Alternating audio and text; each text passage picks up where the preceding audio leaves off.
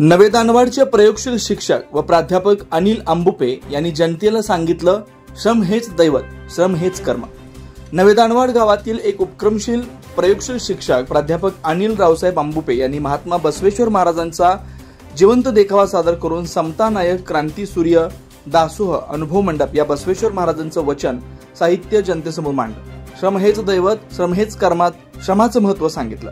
अंधश्रद्धा, रूढी, परंपरा या विषयावर बसवण्याचे विचार आपल्या एकपात्री प्रयोगातून जनतेसमोर मांडला। महामानवाची जयंती, त्यांचे विचार साहित्य साहित्य वाचून करावं हा प्रखर विचार मांडला। शिवार न्यूज साठी प्रल्हाद साळुंखे। काय घ्यायचं तर फक्त देवाची आराधना करायचं एवढंच माणसांचं चाललं होतं। आणि अशा या काळामध्ये एक दिव्य अक्षय तृतीया दिवशी ज्याने जन्म घेतला त्याच वेळी राजाच्या कानावरती बातमी पडली। राजा एका शूद्राला दंड देणार होता, प्राणदंड। का शूद्राने त्या ठिकाणी पाण्याला शिवलं होतं, शूद्राने पाण्याला शिवलं होतं, राजा दंड करणार होता।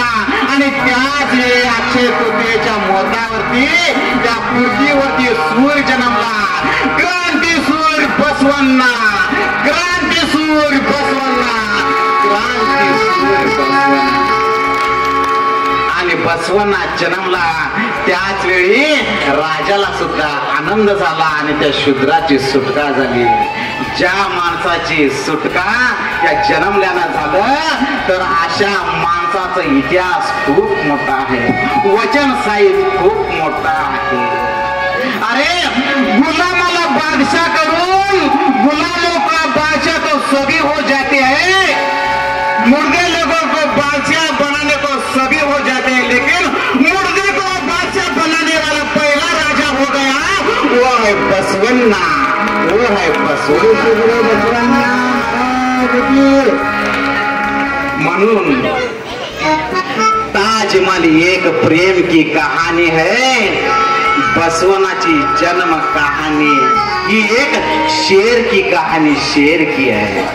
बसवण्णा ने आँख खोली, हर कोई इंसान बन गया। हर बसवण्णा ने जुबा खोली, हर कोई तूफान बन गया। बसवण्णा ने वचन साहित्य बोला, हर कोई इंसान बन गया।